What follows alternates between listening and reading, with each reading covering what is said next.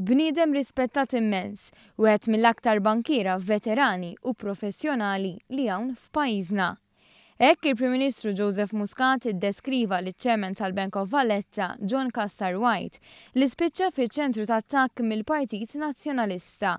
Fid-dawn ta' din il-kritika bla preċedent, il-Prim Ministru Joseph Muscat ħal inizjattiva u fakkar kif Castor White kien fdat u mfaħħar minn amministrazzjonijiet preċedenti stess. Tantu hekk li saħansitra kien appuntat Chairman tal-Malta Shipyards fi żmien li fi kliem il-Prim Ministru kien iddelikat u kruċjali għall-istess kumpanija.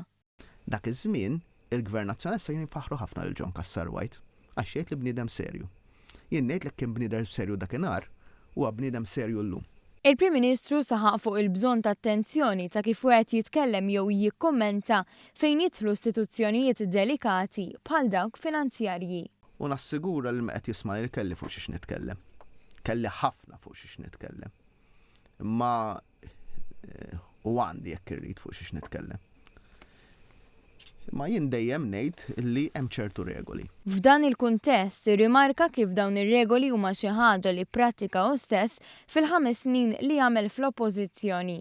Saħaq li l-ġid ta' pajjiżna għandu dejjem jingħata priorità.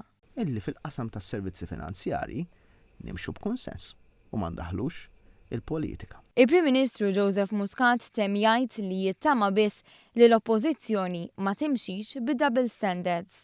Ma dan l-affarijiet kap tal-oppożizzjoni jdaħħal ftit maturità fid-dibattitu politiku mhux sibu biss biex ikun negattiv u jipprova jattakka. Fl-aħħar mill-aħħar l-attakki jwasslu biex in-nies titlef il-fiduċja fih u f'ħadd iktar.